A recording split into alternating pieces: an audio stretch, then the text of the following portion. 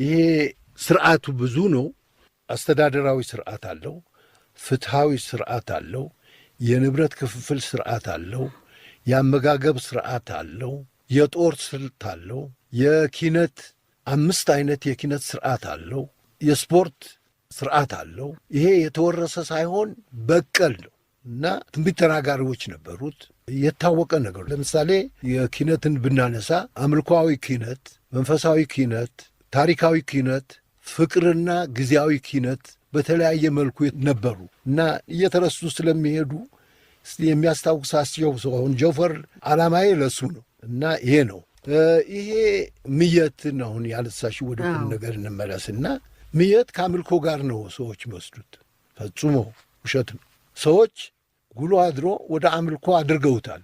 አልተደረገም አይባልም። ለምሳሌ ሙስሊሞች ምየት የሚባል ነገር ተሳትፈንም አናውቅም። መዋጮም አናዋጣም ነበር። አሁን ክርስቲያኑም ለቆታል። ይሄ የዘር ቆጠራ እርግጥ አንድ ጉለት አለው። የህዝብ ቆጠራ ስንል አንድ ጉለት አለው። ይህም ሴቶችን አያካትትም ነበር። ወንዶች ብቻ ናቸው ወንዶች። ስለዚህ እዚህ ጋር ስህተቱን ማመን አለ። ግን ወንድ ከሆነ የጉራጌ ህዝብ ስንት እንደሆነ በግማሽ ቀን ማወቅ ይቻል ነበር። ምክንያቱም እያንዳንዱ ቤት የምየት ቤት ይባላል። ማን ስንት እንደሆነ ይታወቃል። ዳኛ አለው። ስለዚህ ያንን መሰብሰብ መደመር ነው። የ3ኛ የ2ኛ ክፍል ተማሪ ደምሮ ሊያወጣው የሚችል።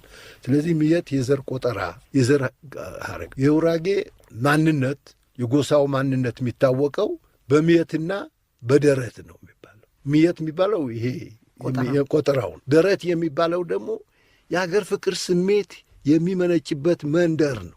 ምን ማለት ይሆን? የመንደሩ የተወለደበት ከአባቱ ከአያቱ ከቅድመ አያቱ የወረሰው ያ ደረት ይባላል። ሰውዬ ቢሊዮነር ቢሆን 10 ብር የምታወጣውን ያ መንደሩን አይለቃል እና ይሄ